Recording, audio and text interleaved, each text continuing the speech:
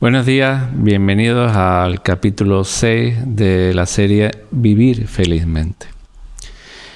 En el anterior capítulo, en el anterior vídeo, decíamos que el yo, el carácter, el ego, se resistía ante las situaciones o las circunstancias complicadas y que esa resistencia es en sí mismo el sufrimiento. Cuanto más te resistes, más sufres. Es decir, cuando la situación ya es dada, cuando ya está aquí, cualquier tipo de resistencia a esto que ya está pasando te va a generar sufrimiento. Entonces, una vez que te das cuenta y comprendes esto, y esto es sabiduría, tenemos que empezar a cambiar esto, porque si no lo cambias vas a seguir sufriendo. Aquí se impone un estudio del carácter, es decir, de tu personalidad, de cómo tú reaccionas mecánicamente o automáticamente ante las cosas que no te gustan, de cómo te enfadas siempre por las mismas cosas, cómo te frustras siempre por las mismas situaciones, en fin. Tienes que empezar a investigar tu propio carácter, eso que llamamos ego o yo, para que de alguna manera empieces a sufrir menos. Desde aquí, por ejemplo, el estudio que se hace en la terapia Gestalt es fundamental para conocer profundamente el carácter. Tienes o puedes empezar tú mismo observando tu forma de reaccionar ante las situaciones que no te gustan, tus mecanismos reactivos, ¿no? Y ahí aparece lo que se llama la atención, la observación de uno mismo, la atención en uno mismo y el darse cuenta. El darse cuenta es la toma de conciencia de cómo tu mecanismo reactivo, tu carácter funciona. Es decir, vigilar al yo o vigilar al ego. ¿Quién observa o quién vigila al ego? El testigo. ¿Okay? Hay una capacidad de atestiguar que todos tenemos, que tiene que ver con la conciencia que eres.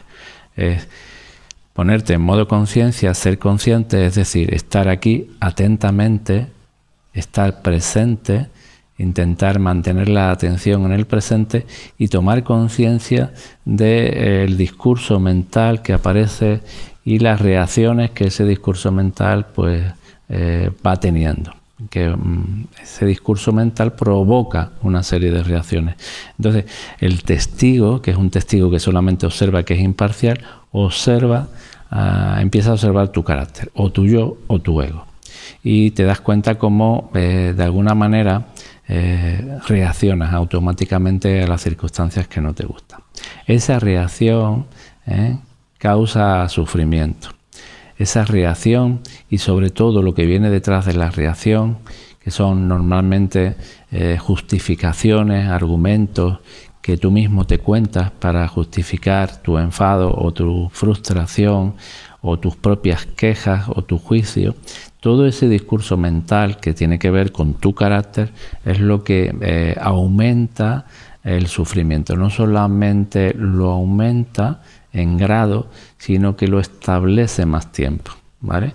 Incluso puedes ver que un enfado te puede durar como un día entero o varios días. Puedes distanciarte de tu pareja simplemente porque ella tiene una forma de pensar y tú tienes otra forma de pensar.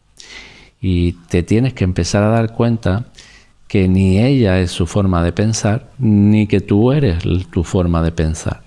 Simplemente son dos formas de pensar que se confrontan, que se enfrentan. Dos formas de pensar diferentes que entran en lucha. Y esa lucha es lo que produce el sufrimiento. De alguna manera tienes que empezar a tomar la responsabilidad de que tu forma de pensar, no te pueda. De alguna manera observarla. Aprender sobre todo que simplemente es una forma de pensar y que eso no eres esencialmente tú. Tú tienes más que ver con esa conciencia o con ese testigo que observa. Bueno, hasta aquí el vídeo de hoy. Seguiremos avanzando. Muchas gracias. Y por cierto, feliz retiro de coronavirus. Un retiro impuesto por la vida misma. Bueno, hasta el próximo.